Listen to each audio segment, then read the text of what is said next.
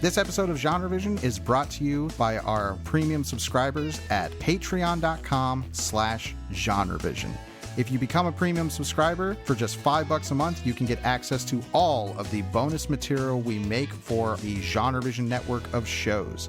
That includes Genre Vision, Finflix, Third Time's the Charm, and additional material that we make exclusive for Patreon. Greetings, loyal listeners and new recruits. I'm Drew Deach. I'm Travis Newton. And this is Genre Vision. Every week, Travis and I review and recommend horror films, action movies, fantasy flicks, sci-fi cinema, and more. And we are continuing Screwy September with the Hudsucker Proxy. Might go down as one of the worst movie titles in mainstream cinema releasing. Before we do that, we do just have a couple calls to action, and I'm actually going to pass this over to Travis because you have a pretty fun call to action announcement for the listeners. Sure. I'm actually going to appear as a guest on 2 podcasts this week. Those podcasts are both created and hosted and edited by Deanna Chapman. She has a Stephen King podcast called Chat Cemetery. I'll be on that this week talking about From a Buick 8. And then I'll be on her other podcast, Welcome to Geekdom, talking about the podcast The Adventure Zone. If you want to listen to those, they are wherever podcasts are found. If you found Genre Vision there, you're going to find these other podcasts there too. So if you'd like to listen to those, please do so. And subscribe to Deanna's podcast. She's great. We like working with her. Yes, Deanna's awesome. So I think we can jump right into the Hudsucker Proxy. Now, if you've never heard of this movie, that's okay, because this title immediately could turn people off. But this movie has such a notable behind-the-scenes cadre of talent in that this is a Coen Brothers movie, and a Coen Brothers movie that pretty much never gets talked about in their larger filmography. And this is when the Coen Brothers were extremely good friends and collaborators with Sam Raimi, who is one of the credited screenwriters and is also the second unit director on this movie. Yeah. So if you've seen prior Coen efforts, you pretty much know what to expect stylistically from their comedies. This is a particularly energetic comedy. I have not seen Crime Wave, which was the prior collaboration between the Coens and Sam Raimi, but I understand it to have some stylistic similarities. You know, it's a very active, very zany, very sort of hyper film. The Hudsucker Proxy is clearly a passion project from these three because it is a movie that never would have gotten made if it hadn't been for the collective clout of the Coen brothers and Sam Raimi at the time.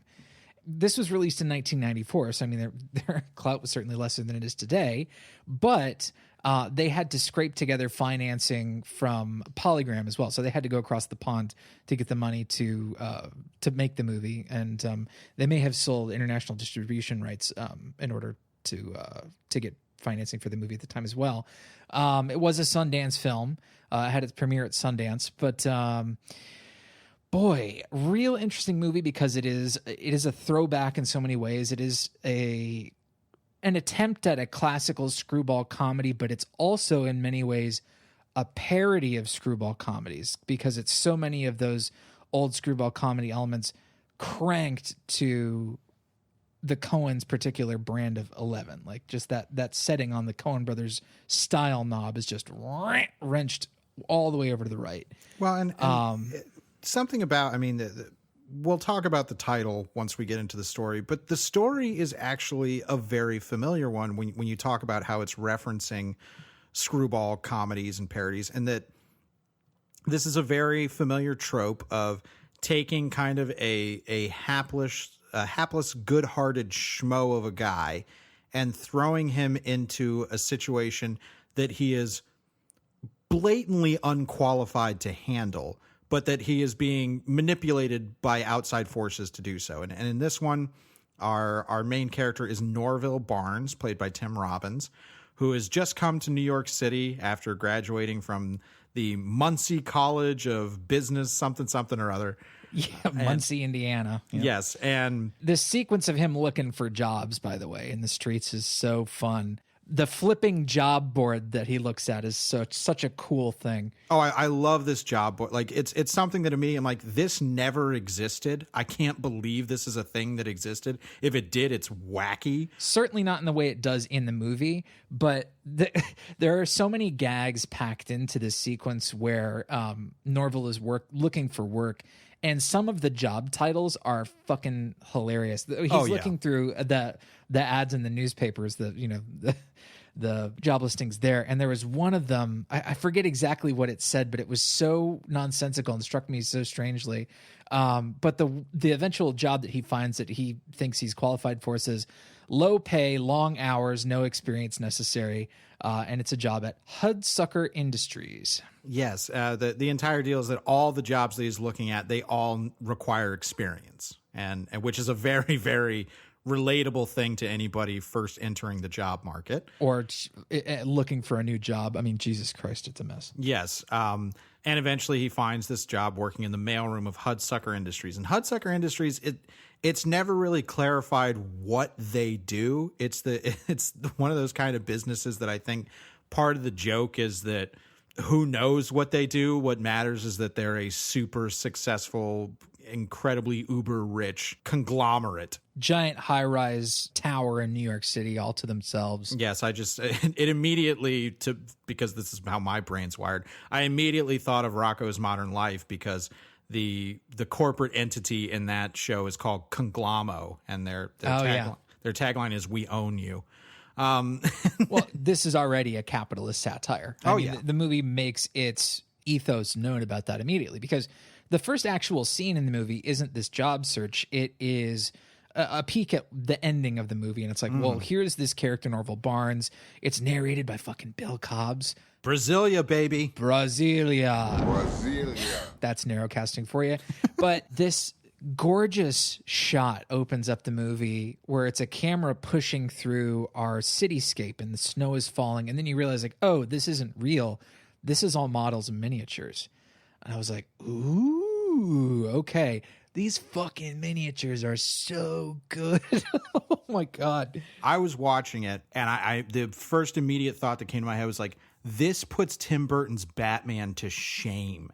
And apparently these miniatures were so good that they got reused on multiple movies afterwards.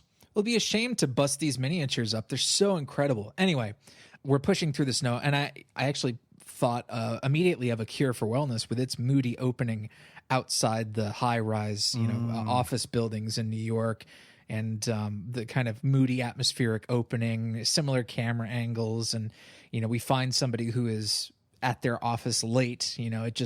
It all sort of came together, and it's like, okay, well, Cure for Wellness is definitely a capitalist satire as well.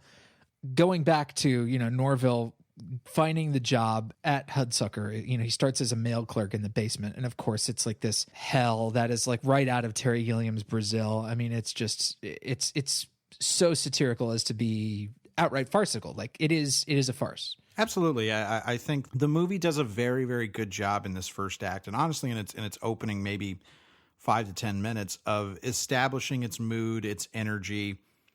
And when we finally kind of get to when I was watching the credits for this movie, and I was already like, if Sam Raimi didn't direct the second unit on this movie, I will eat every hat in the world. Because immediately I'm like, I just see so much of Sam Raimi's influence in the kineticism. That there's a shot later where a camera dollies super fast and it's cranked, to this ridiculous level as it zooms in to a woman's screaming mouth. And I'm like, that is the most Evil Dead thing I've ever seen in a movie that's not Evil Dead. Yeah. Well, I mean, it's also very Raising Arizona. That sort of kinetic pushing and all that kind of stuff is just so signature for these filmmakers specifically. And Joel and Ethan Coen, they don't use these tools all the time. They will kind of change their tool setup based on the material. But this really calls for that like crazy manic energy. And at this point, the only kind of break from that energy comes from this big boardroom scene where all of the board members of Hudsucker Industries are sitting around and talking about like, hey, profits are sky high. In short, we're loaded. We meet Paul Newman's character, who's incredible. Which he has the best name in the movie. Oh yeah, Sidney Musburger. Sidney J. Musburger. Yeah. I love the middle initial part. Yes, Paul Newman is kind of the second to Waring Hudsucker, who is the head of Hudsucker Industries. He is. we see him during this business meeting, and he's just looking all the way down the boardroom table at the big window. You know, they're up on the 44th floor, and eventually he winds up his watch. He stands up on the table and runs down the length of the boardroom table and jumps out the window. And all of the effects stuff that's done in this movie looks beautiful, by the way. Yeah, all the falling effects, you know, those were specifically designed to like build the cityscape and have the buildings horizontally so the camera could be on a rig, like the Ramo cam from Evil Dead to kind of push in, and they used a really wide lens and all this sort of stuff. So it's great. The compositing's good. Like, just effects wise, everything is lining up, and it's weird to describe this like screwball comedy capitalist satire as an ambitious effects film, but it absolutely is. Oh yeah. And it's not using that particular tool all the time, but when it needs to make that point of like, yes, this is a huge cityscape, and you know that's important that this be set here, it's like, yeah, I'm glad they're doing it this way. I'm glad they're trying to not make it feel like this really took place in New York City. It's this kind of like capitalist fantasy, but also it can be sort of a capitalist hell. Well, and I said to you in regards to the world, because this does take place in New York City, but this is a fantasy New York, and it's a very sweetly anachronistic type of New York. Because we're told that when the movie starts, it's New Year's Eve, 1958. Then we jump back about a month, and so this is taking place in a stated date in a real city, but this movie is not at all interested in coming across as real. Right, and it's not interested in New York landmarks either. Right. It's not interested in taking you to Times Square. It's not interested in showing you the Statue of Liberty. It's not interested in showing you the Empire State Building. It's just taking place, around the Hudsucker Building. So the fact that it's all sort of constructed, it's like, okay, this is a place that should feel familiar, but also definitely feels like its own little sort of bubble universe, because it has specific weird supernatural rules too, which we'll get into. So Mr. Hudsucker dies, obviously, as a result of flinging himself out this window on the 44th floor, or was the 45th? Anyway, it's very high up. And his shares that he owns in the company are the controlling interest. They discussed that, like, in the event of his death, his shares were going to go up for grabs, and they could potentially be bought up by the public, and the public would want them because the company's doing really, really well. The other shareholders are worried the public is going to buy up a controlling interest for the company. They don't want that. And so they conspire, at Paul Newman's character's instruction, to drive the stock price down so that they can retain the controlling interest of the company. It sounds complicated, but really, this is all you need to know about the sort of machinations that are going on. Is that they want to drive the stock price down by kind of tanking the company temporarily so that they can control it. And the way they decide to do that is that they will implement a new president who is a total puppet and who is preferably, by their estimation, a moron. Yes. So immediately, political metaphor, right? Yes. It's not just an economic or a capitalism metaphor. It is about who is the puppet we can install in the White House. Yeah, it's about cronyism and all that kind of stuff. Sure. And this is where we get the title, the Hudsucker Proxy. And I think even Musburger says specifically the term a proxy. Yes, yeah. And so this is where we get the title. We have a made-up nonsense word of Hudsucker, which is the last name, which is a funny, just word.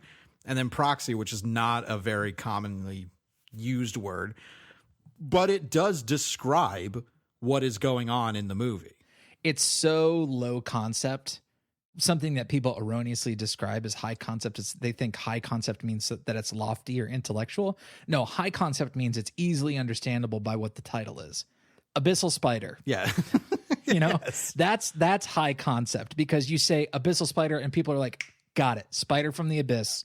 I understand what that is. The cabin in the woods. Yeah, the 40-year-old virgin. Instantly know. But when somebody says the Hudsucker Proxy, you're inclined to go, the what now? You might as well be speaking gibberish from the Necronomicon. Uh-huh. Like, so eventually Norval, who's working in the mailroom, has to deliver what's known as a blue letter to Sidney J. Musburger, which means he has to put it directly in his hands. This is where the cartoonery of the movie goes crazy. Well, it's always, I mean, maybe we'll get into this because I know this was an issue that you had with the movie, is that this is operating on Looney Tunes logic. And this is a Warner Brothers movie. So I think this is not just a glib comparison. I think this is channeling very specific old school Merry Melodies, Looney Tunes energy and logic at times. Yes, but it's also doing it in such an exaggerated way to draw your attention to it.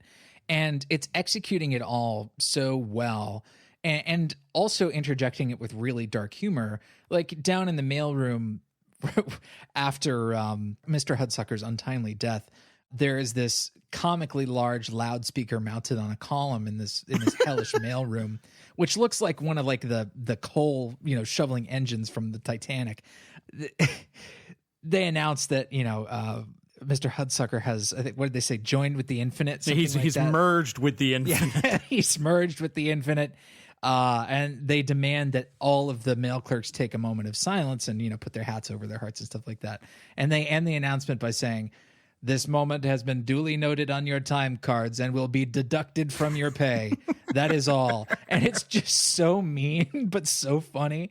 And then the blue letter. Oh my God, all business stops and everybody hides because somebody walks in with a blue letter. And again, this is a very common cartoon moment of, everybody's running away and slamming doors to hide behind. And our protagonist is the poor, naive schmuck who's going to get caught in the middle of this bigger machine. Norval has to deliver this letter directly to Sidney J. Musburger. They say that blue letters, they're almost always bad news. You have to put it directly in their hands. You can't give it to a secretary or anything. Yeah, and they're specifically for an executive. So you have to go see somebody who's going to chew you out. Yes, and so Norval has to go up and give this to Musburger. And this is when Musburger realizes, like, this is our dolt. This is the guy that we can institute as we'll name him president, and he will tank the company. Because when Norval meets Musburger, he's throughout this first act to a couple of people, he keeps showing them a drawing. He's like, I came up with this. It took me years to figure it out. And it is just a plain, simple, perfect circle. And he keeps telling people, for kids. Yeah, I've got this product and I think it's going to be great. And he'll show it. And it's just this little like folded up bar napkin that he keeps in his pocket. Yeah, with a circle on it. Charcoal circle on it, for kids. And he continues, says, and if you know where the movie's going, this is fun. But if you don't know, it is like, who the fuck is this What idiot? the hell is this guy talking about? Yeah, like, is this guy simple? Like, what's going on? We'll get to what that is eventually. But during this meeting with Musburger, a bunch of kind of slapstick, farcical moments happen. Oh, the secretary. If we had an appointment, we'd be in the book. Oh, I mean, whoever that actress is, when her face has the best, I just smelled a fart face, where she's just, is so great. But then he goes into Musburger's office and he's like, well, now that I've got this chance to be in front of you, I want to show you, this invention that I want to make, this drawing of a circle. But in the midst of this, Musburger realizes, like, this is the guy. Hey, I'll he puts a cigar in his mouth and is like, yeah, this is it. And in the midst of this, there's a fire that's lit on a super important contract, the Bumstead contract. Norval tries to put the fire out by putting it in the trash and then stomping on his foot. Of course, his foot gets stomped in the flaming trash can, which is some great Chaplin-esque physical comedy from Robbins. Yeah, I was going to say it reminded me of that sequence, the opening sequence from Who Framed Roger Rabbit. It's like pure cartoon slapstick, like pain. He's stomping his foot in the trash can, but the trash can is very on fire, and he pulls the water jug out of the water cooler and is dragging it across the room, and it's draining the whole way, and he slips and falls. It's so funny. It is classic Looney Tunes. Oh, sure. And Robbins is doing a fantastic job with the slapstick of it all. Like, that's wonderful. Norval breaks the window open in order to, I think, throw the flaming trash can out. The Bumstead contract goes flying out, and Musburger falls, and Norval willing catches to him. die for that contract. Yes, Norval catches him, and he's like, "Don't worry, sir, I've got you by your pants." To which we get one of the most out of context, amazing, absurd moments in cinema history for me. Pants. Yes, in which Paul Newman, decorated, legendary thespian Paul Newman, Makes the best fake Oreos ever. yeah, has to bend up and look into the camera and go, "Pants," which is so absurd. And then we get this flashback sequence where he's at the tailor, and the tailor's like, "I'm going to give you the double stitch. It's the best." And Musburger's like, "No, single stitch. I know you want to give me the double stitch just to line, your coffers, because you want to charge me more. Give me the single stitch." So then he realizes that because he got the single stitch, his pants are ripping and he's going to fall. And then it flashes back again, and we see the tailor on his own being like, "I like Mr. Musburger so much, I'm going to give him the double stitch anyways." But these close-ups on the waistband of his pants tearing and stuff like that, it's really beautifully done. It's so funny. And Paul Newman's reactions in this, like, I wouldn't describe Paul Newman as a particularly cartoonish actor, but the cartoonery that he has to do in this film, like he's not doing the slapstick on the level of Tim Robbins. The two characters have to have a specific dynamic, but Newman is all in on this. Newman is fantastic in this movie because he understands exactly how straight to play it. Yeah. It's shots like when he grabs that cigar out of Tim Robbins' mouth. It is so funny because they're playing so well against one another as like high status and low status character. That simple dynamic of him just ripping that giant cigar out of Tim Robbins' mouth is hilariously funny. So when he's rescued by Norval, they make Norval president. There is a big newspaper montage of Norval, getting cleaned up and, going to the tailor and going to the barber, all this stuff. And this is when we introduce what kind of ends up being our co-protagonist. And this is where I think we will get into some issues with the movie. We're introduced to a newsroom, and this is the, what's it called? Like the something Argus? Something like that. It's the newspaper that's basically in the high-rise tower across the street from the Hudsucker building. Yes, and the editor-in-chief is played by John Mahoney, who is doing the greatest Perry White ever. And honestly, this little sliver of the movie, I think, is the best Daily Planet movie that we've ever gotten. He is, just saying, who is this guy? Who's this idea man? Nobody knows who he is. Somebody's got to get a story on him. And in traipses Jennifer Jason Leigh as Amy Archer, who is, that's a perfect comic book name. I have to believe that this character and this subplot or this section of the plot has to be inspired by kind of the classic cartoon, almost the Fleischer cartoony versions of Lois Lane. It would not surprise me at all, knowing just how geeky the Coens are and just how geeky Sam Raimi is. Mm-hmm. So she's this super brassy Pulitzer Prize winning reporter who takes no shit from nobody, you see? It's what you think of when people talk about a woman character being a his girl Friday type. I think this is this is the cartoon version of this, and this is such a deep pull. Nobody's going to know what I'm talking about. But I think of Anna Gasteyer's performance in the Reefer Madness movie musical, in which she's talking like, "Mug's wound up like an 8-day clock. One too many giggle sticks." Yeah, I get what you're saying. I mean, the Girl Friday thing is a subservient position. It's an office helper, like a junior office worker. No, this is not. Yeah, but it's more about the attitude and specifically the inflection of how this kind of character talks. Right. And Jennifer Jason Leigh is being directed to do this. Yeah. She's of course being directed to perform this way. I mean, this is all coming from like Howard Hawks movies.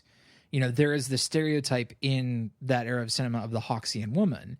And this comes from performances of people like, Lauren Bacall and Katharine Hepburn and Barbara Stanwyck and on and on and on. And these were the actors that were hired to play powerful, outspoken women, often in, romantic pairings with really big male leads. And so this dynamic between this really strongly outspoken and brassy woman and this male lead who is kind of put in his place by just how outspoken the woman is. Like, that is one of the essences of screwball comedy. But I think given the time at which this came out, and I think there's a clear intention here, even in Jennifer Jason Leigh's performance, to sort of parody that kind of character, because it's such a strong choice that it's like, well, is this a screwball comedy or is it a parody of screwball comedies? The answer is yes.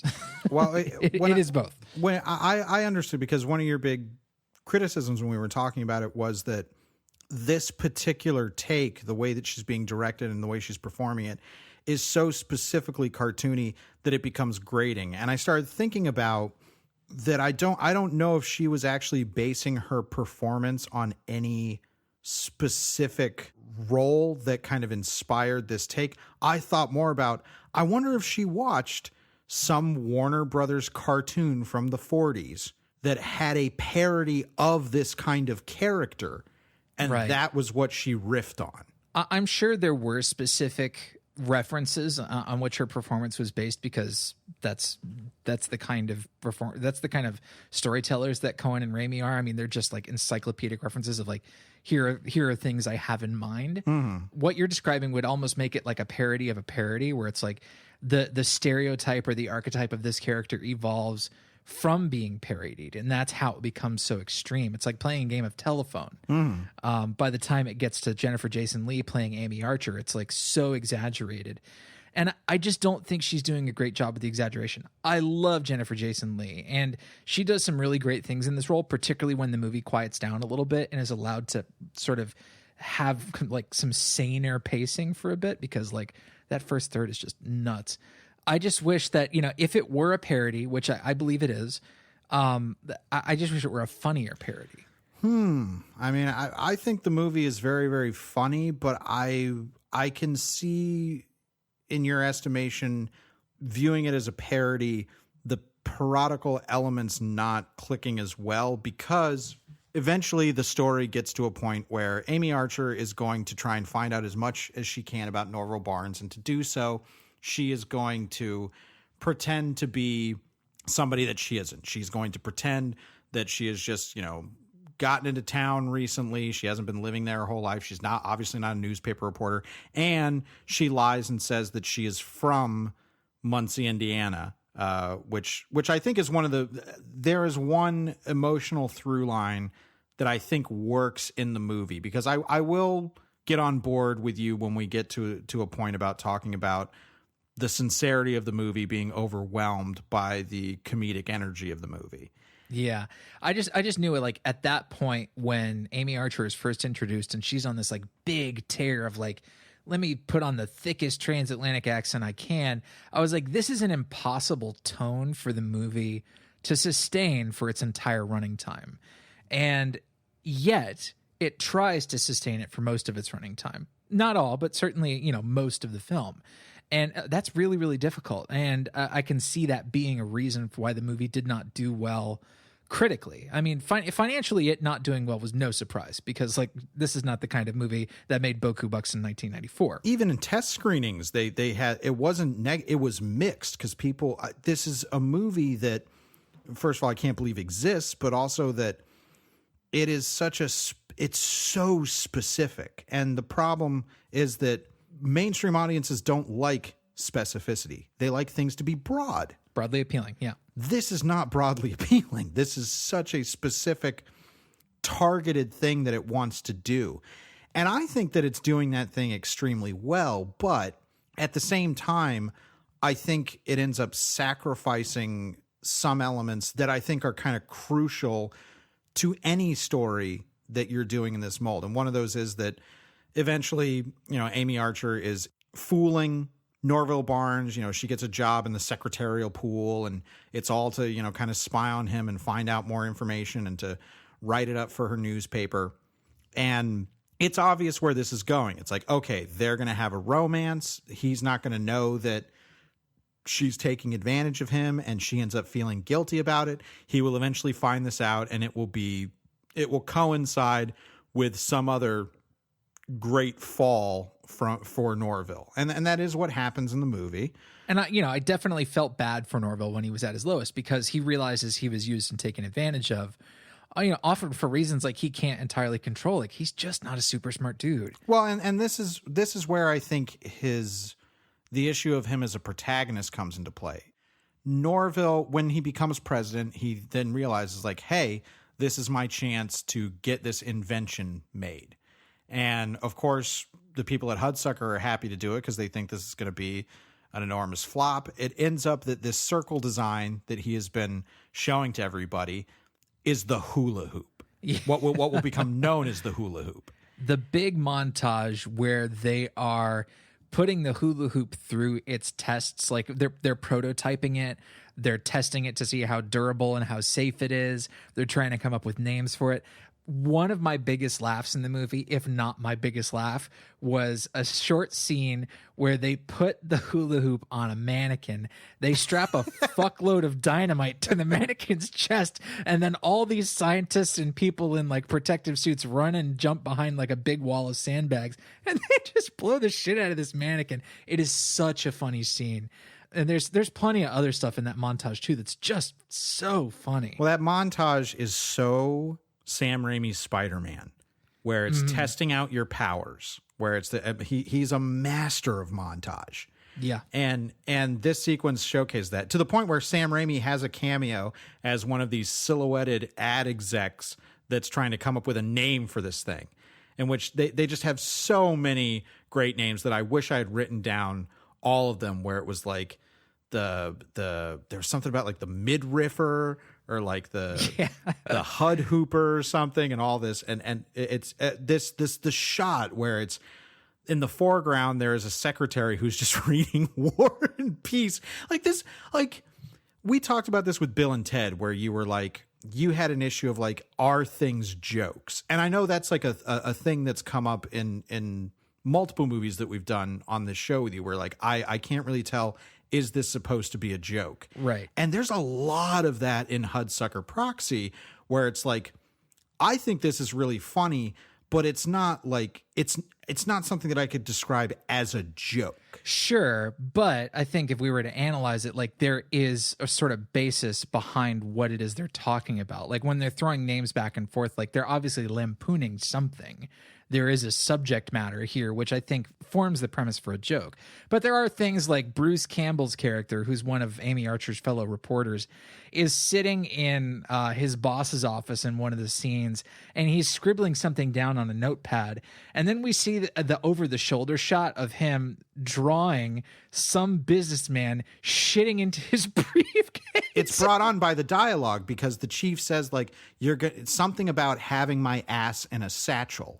And then Bruce Campbell chuckles and says, ass in a satchel. Yeah. And then as this scene is progressing with dialogue, all of a sudden there's just this over the shoulder shot of him illustrating the idea of an ass in a satchel. Sure. Yeah. But it's the reveal of it is so well executed. And this is one of these movies that is funny just with how it times things in the edits. Like, yes, there's a musicality of humor where it understands phrasing in the editing. It's a beautiful edit. My God. Oh, yes, absolutely. It understands that jokes have a certain rhythm, and you deliver on a certain punchline at the right moment to deliver that. And that's one of the tenets of horror as well. Like, the scare has to arrive at the right moment due to phrasing. Well, this is Tom Noble, right? I believe it is. Yeah. Yes. So, a fantastic editor.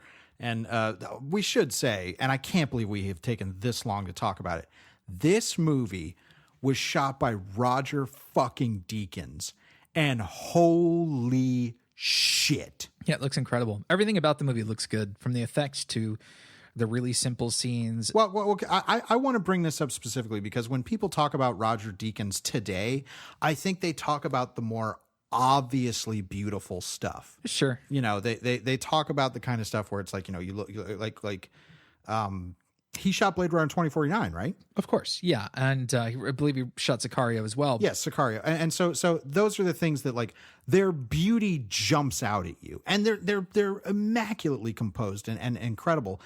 But Hudsucker Proxy has got to be one of my favorite Deakins movies. Which is tough to say, you know, because like every collaboration with the Coens of his is like, holy shit, this movie's incredible. Yeah, it's magic. And I think because of the budget that they were afforded and the fantasy of what they're creating, because the Coen brothers are absolutely fantastical creators. So many of their movies are fantasies, but they're ground, you know, I'm sure a lot of people would like to use one of my favorite terms with their movies, magical realism. And I get it, but I love that Deakins is able to do stuff in here that is jaw-droppingly gorgeous without necessarily being something that you could turn into a desktop wallpaper. No, it's an incredible looking movie, and something that enhances the incredible cinematography is the set design. Fanning myself just thinking about the set design. The offices, like when they go up to the 44th floor, you have the beautiful contrast between Sidney Musburger's office, which is this huge, you know, cavernous office. Oh, with the giant clock face behind. Yeah. Oh my God. The clock, so you see the gorgeous. the partial clock face, but also as the clock hand moves across, it casts this long shadow on the wall on the right side of the frame, and the symbolism of that is great. You know, the clock is the countdown to eventually what is going to happen to Norville. So on the other side of that floor, we don't have the clock, but we have an equally cavernous office for Norville, and he there, you know, is allowed to be in his own sort of little fantasy space. There is no clock on the wall. He's just, you know, allowed to goof off in there. Eventually, I love that look when Amy Archer comes in and sees like all this sort of goofy stuff he's had set up to sort of keep him occupied in his stooge role. That's very funny to me. Also, one of the funniest jokes in the movie happens at this point. Maybe only musical nerds would think this is funny, but when he asks Amy Archer out for the first time, he's like, how about you and I go see The King and I? And she slaps the hell out of him, and he goes like, how about Oklahoma? Well, Tim Robbins' face is great. And we haven't talked much about Tim Robbins' actual performance. I think Tim Robbins is doing exactly what is being asked of him, and I think he is nailing it every single time. But we come back around to the problem that Norville is not actually that interesting of a protagonist. No, I mean, the movie is using him as a stooge because that's what the narrative is wanting, you know, to do with him overall. Nothing is in his control, really. And so as a result, he turns into like a rich twit. Well, and this is where my big criticism of the movie comes in, is that the movie, I think, has kind of it's split, because the more interesting protagonist is Amy Archer. She is the one that is deceiving this person. She's trying to investigate and find out why would they make this person the president. She's given a more active quest, essentially. She just has a lot more complexity to her character. Now, granted, Norville can't be complex. That's his role that he has to play. But I think within that, they could have created small things about Norville that made him more fascinating or endearing as a character. He is endearing. He's sweet. He's a very sweet, nice person until he's, you know, corrupted by his forced upon success. But there aren't a lot of small things about Norville. Like he doesn't have any particular quirks that make him feel unique as an individual, whereas Amy Archer has so much going on. She eventually has this conflict of, you know, Norville calls her out, not knowing that it's her. He's talking about the person who wrote the newspaper, where he's saying, you know, I bet this person who wrote this, she's incredibly ugly, and, you know, she thinks she's one of the guys, and she has a friend that's, you know, like Tommy or Smitty, you know, and he's like, Smitty? Yeah, Smitty, which is the name of Bruce Campbell's character. Mm-hmm. And her conflict is far more compelling. Yeah, where she has to go undercover. And I think this is pretty well explored in the scene at the party later, where they actually share their first kiss. Like, the romance to me in this is totally secondary, almost kind of perfunctory, because this is the screwball comedy, and the romance is like kind of implied in that. I think Robbins and Lee have good chemistry for what they're being asked to do. As performers, sure, they've got chemistry, but like, do I want to see these characters get together? Like, no. Well, that's what I was going to say. As written, it's not as magnetic. My favorite scene with them actually comes later, when Norville is down in the dumps, and he is going to be ejected as president. He has seen that they're going to kind of they're going to declare him mentally incompetent. They're going to say that he stole the idea for the hula hoop, which is of course has become a big success, which they weren't intending. That hula hoop success montage where the kid, one kid finds the hula hoop and then ignites a hula hoop fervor is just hilarious. Well, and I love the very Raimi-esque thing with the store owner who continually puts a cheaper price on the hula hoop poster. Yeah, and the stickers, coming off and then coming on in reverse. Yeah, that's it's fantastic. But after this tremendous rise, there of course is the precipitous downfall. They realize that their whole scheme to prevent the stock from getting any higher has now failed, and they can't have Norville as the president anymore. It's just not working out. Well, the way they're going to oust him is that Musburger discovers through his one patsy, the guy that's always scraping off the nameplate on the president's door. He discovers that Amy Archer works for this paper. Mm-hmm. And it's like, hey, because you hired her, she's the one who has been spying on us. You screwed up, and now we have to, get rid of you.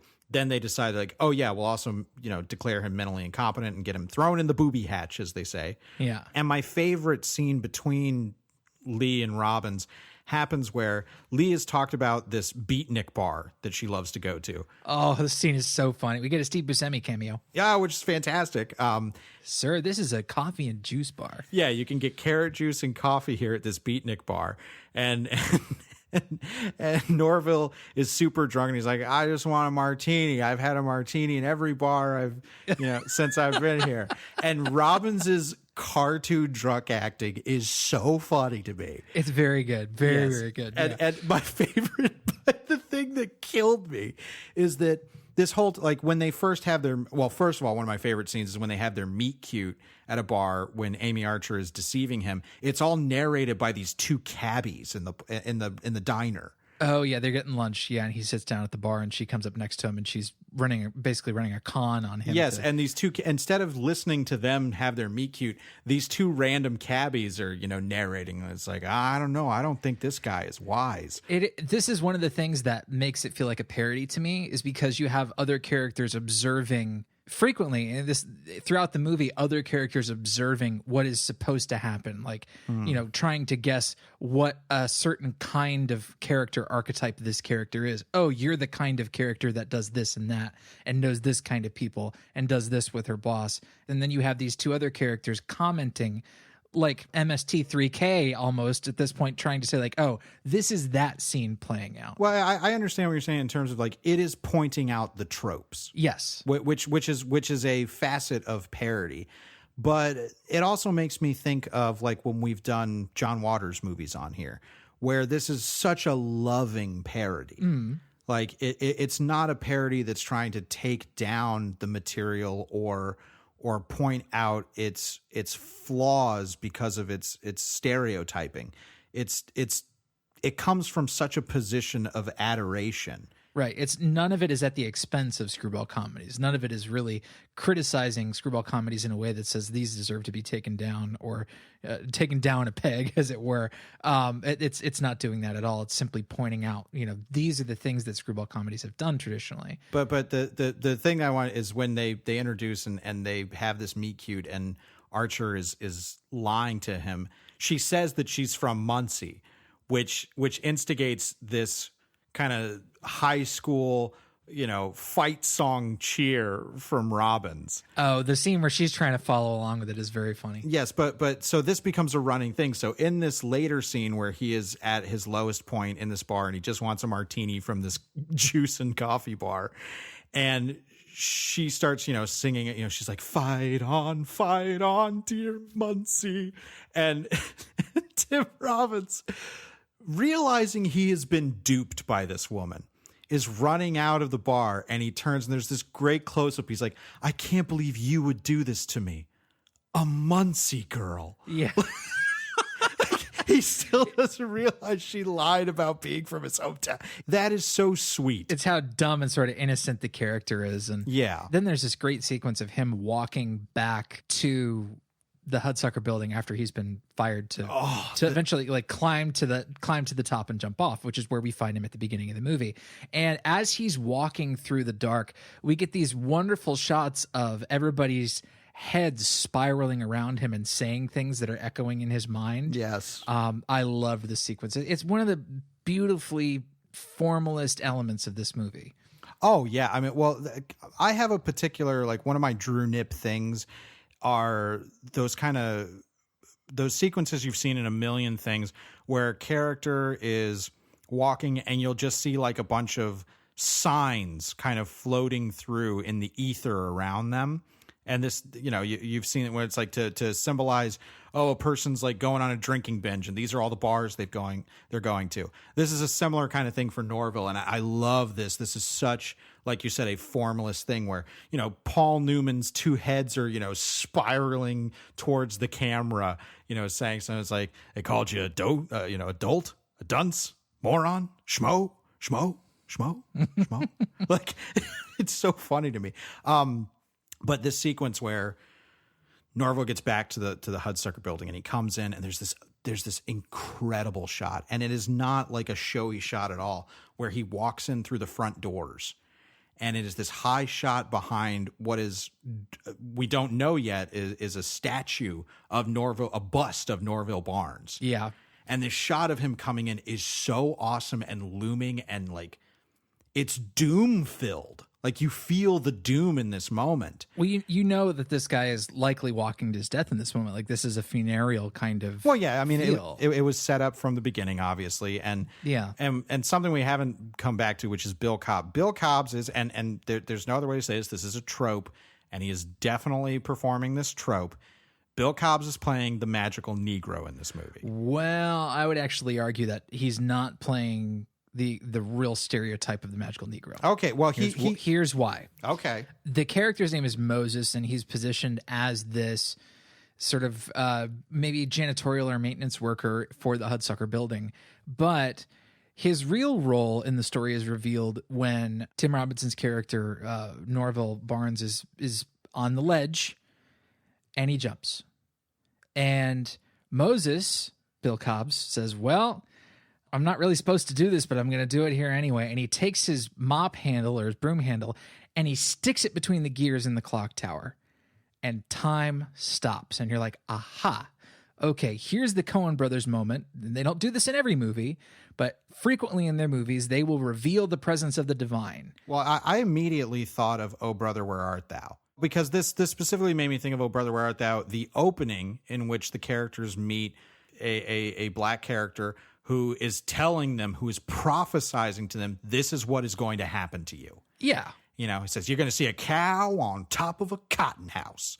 And Bill Cobbs is playing a somewhat, like, Bill Cobbs is a supernatural, godlike character who, it turns out that the control of this clock in the Hudsucker building controls time. Yes. So this is a Deus Ex Machina moment. He is a god. He's working in the machine. He stops the machine to let Norville have a moment because he's looking out for Norville specifically.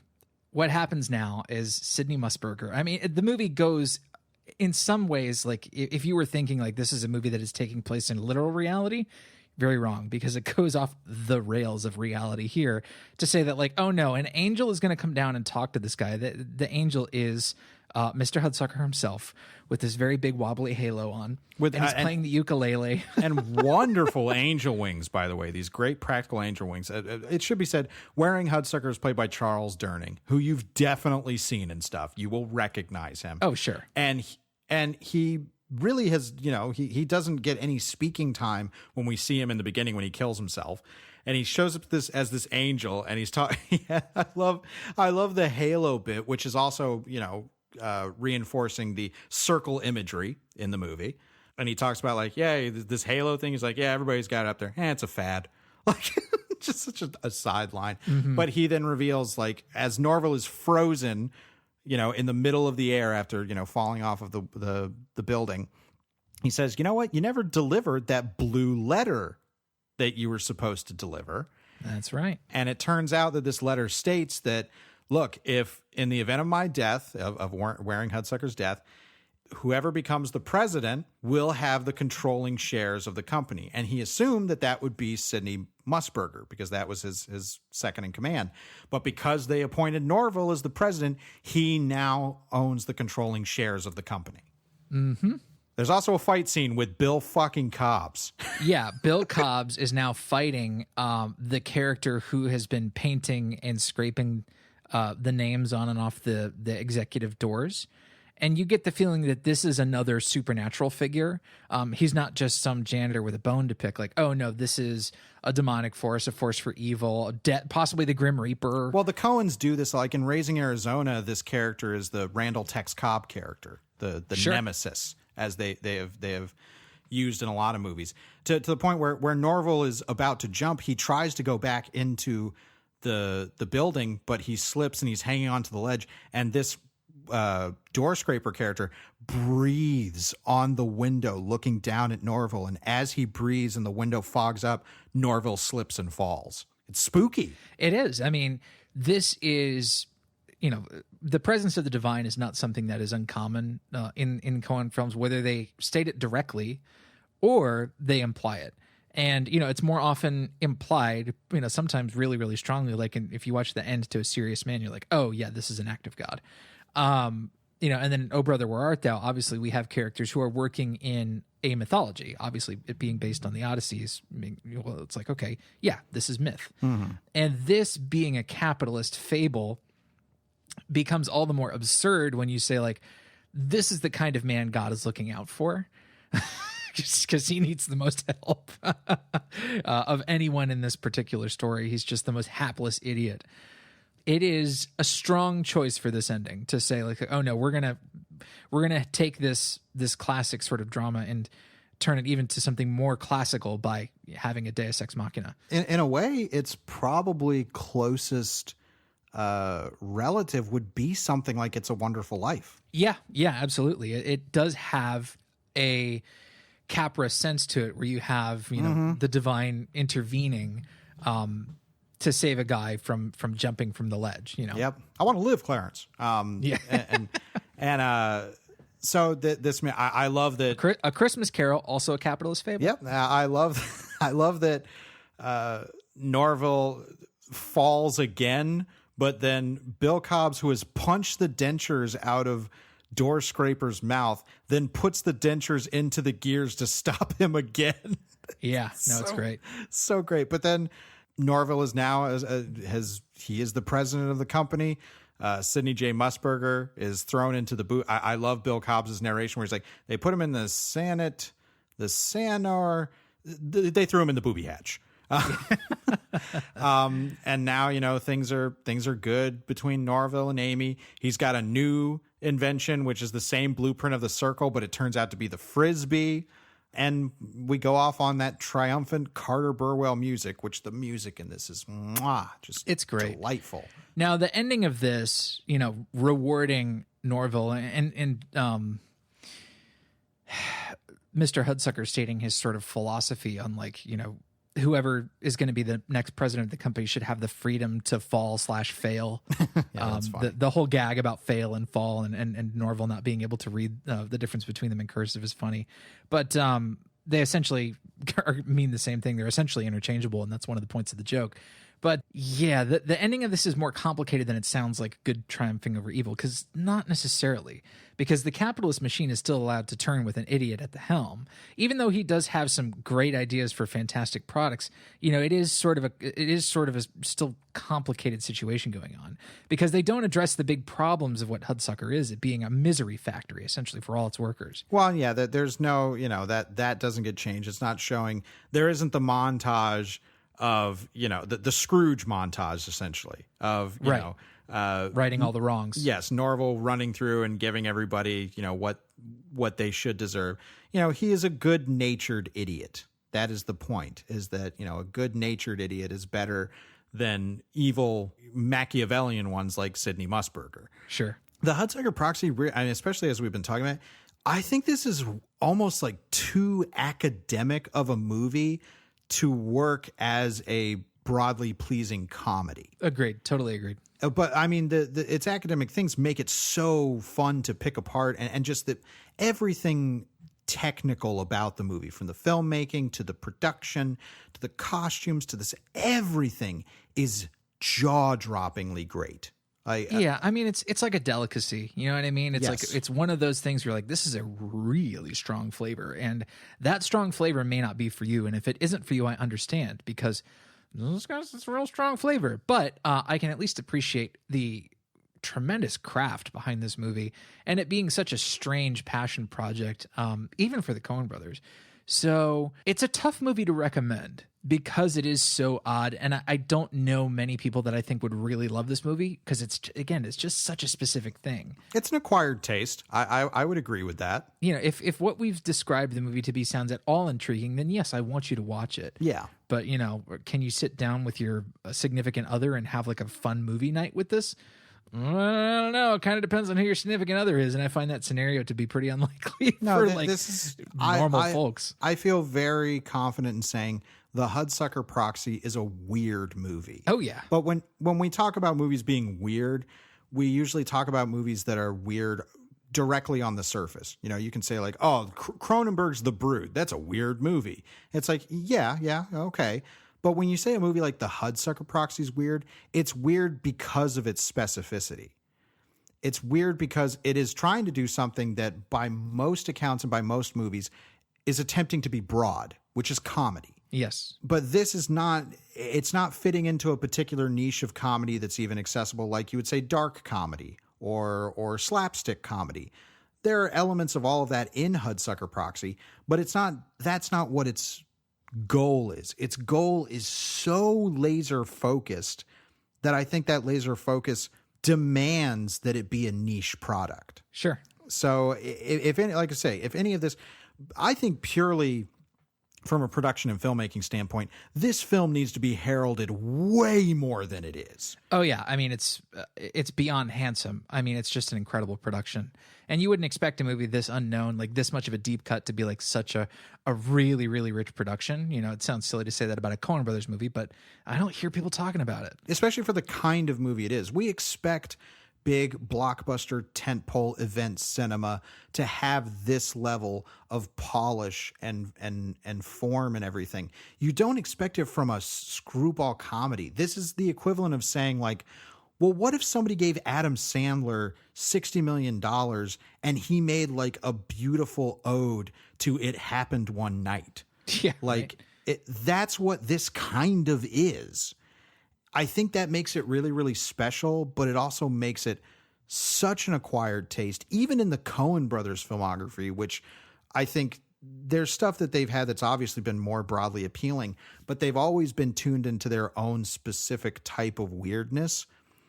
And this is one of those where it's like, you may not be able to click with it, and I would understand why. But even if you can't click with it, I hope you would be able to appreciate the absolutely astonishing filmmaking and production work that's going into this movie, because I really think it's one of the best looking studio movies of the 90s that I've seen. Yeah, it's fantastic. All right. If you wanted to find something similar that kind of paired with the Hudsucker Proxy, or something that reminded you of the Hudsucker Proxy, you would go to The Shelf. If you want to participate in pulling things off the shelf, you can do so at genrevision.com. Go to the comment section on this post and tell us what you would pull off the shelf for the Hudsucker Proxy. Drew, what are you pulling off the shelf for the Hudsucker Proxy? I'm going to be real simple and easy. I'm going to go with Mel Brooks' The Producers, the original film from 1967, starring Gene Wilder and Zero Mostel. It's kind of the ultimate, instead of instituting a schmo as the thing that you hope to fail, this is trying to institute a play that is meant to fail.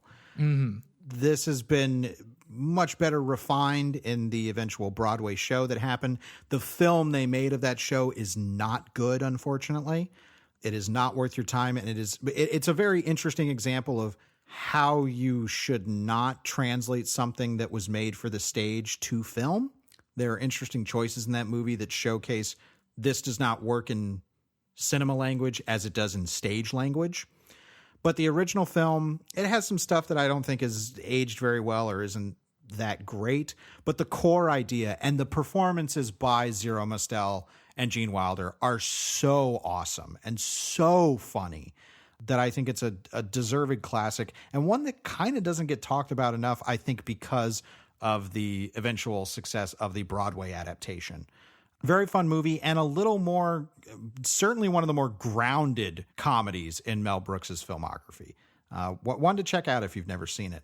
Travis, what are you going to pull off the shelf for the Hudsucker Proxy? Well, I mean, everybody's seen this movie, but it is Raiders of the Lost Ark. And you're going to say, why Raiders of the Lost Ark? That is a clear pulp adventure. Yes, but the most important character dynamic between Indiana Jones and Marion Ravenwood is pure screwball. She is often competing for the high status in the scene and often winning as the high status character in the scene. The slapsticky sort of nature and the banter and the repartee between the two characters is complete screwball. She doesn't have that kind of, specific transatlantic, actor voice like that somebody like she's not Jennifer a parody. Jason Leigh would. No, it's not a parody of a character at all.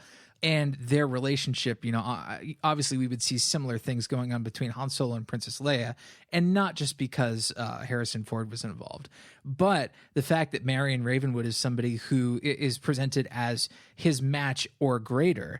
It really defines that screwball type of relationship. And that moment when they're on board later and she hits him in the chin with the fucking swiveling mirror is it's great. Just so good. I mean, one of my favorite dynamic moments between them is the bar fight they're in, and he's getting choked out, and he just goes, "Whiskey."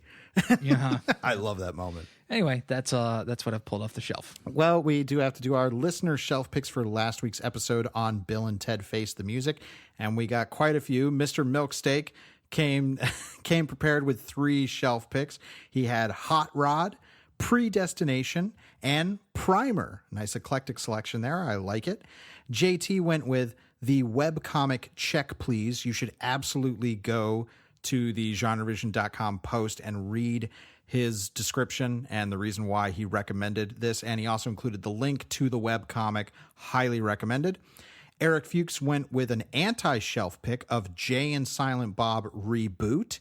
And he also wanted to specifically pick the arc of the newspaper comic Calvin and Hobbes, where Calvin tries to time travel to 9:30 p.m. to steal his homework from his future self, but his future self didn't do it because he time traveled instead, which is a very good specific pull for Bill and Ted Face the Music. Thank you, everybody. Love seeing the shelf picks every week.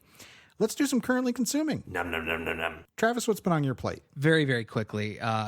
The HD remake of Tony Hawk's Pro Skater 1 and 2 has come out. Word. And I mean, it took me a couple of minutes to kind of get the muscle memory back and to get the rhythm of the gameplay back. But once I did, I was like, oh, right. Yeah, I remember why I sunk so many fucking hours into this game when I was a kid. It holds up beautifully. It has been remade from the ground up. Obviously, Neversoft is not the one that did it. It's a developer called Vicarious Visions, I think. And it's beautiful. It's great. I'll have to check it out. I mean, I think I played the first one more than the second one, if I remember correctly. I don't know. Me too, yeah. But yes, I mean, I sunk way more time than I probably should have into that game. So I'm interested. Okay. Like I loved those games growing up. So I'm glad to hear that the new HD remake is worthy of your time as somebody who played the original. What's been on your plate? I have watched quite a bit. The one I'm going to highlight is a documentary. This is called Feels Good, Man.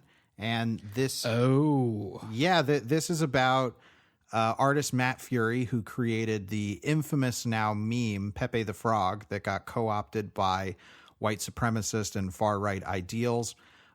This is definitely, I think, one of the most fascinating documentaries that I've seen this year. I've been watching a lot of documentaries recently, and this was one I was interested in because as much as I had cursory knowledge about Matt Fury and the comic Boy's life that he made and Pepe the Frog and how it became a meme, this is very in-depth about the evolution of this particular character and how it became what it became. I mean, it is now, as far as I know, I don't know if this has changed since the documentary was made, Pepe the Frog is recognized as an international hate symbol. by the Anti-Defamation League. And Matt Fury is on a quest to get it removed as a hate symbol. Huh. Well, that's kind of not for him to decide anymore, is it?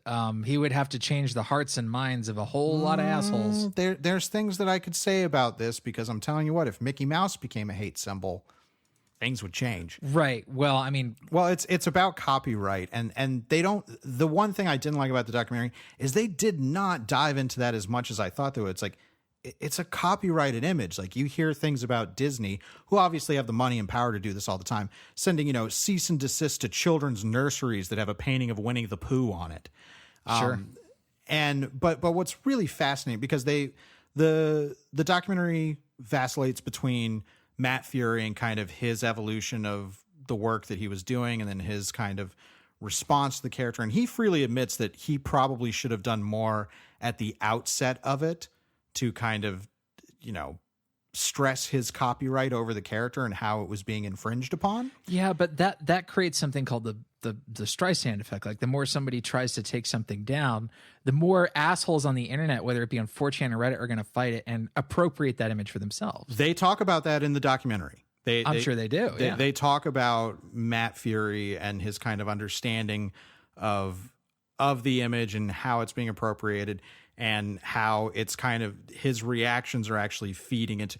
This is the most fascinating thing about the documentary, is it gets really deep into the mindset of the evolution of this image on 4chan and how it evolved. Because I didn't know the specifics of its evolution.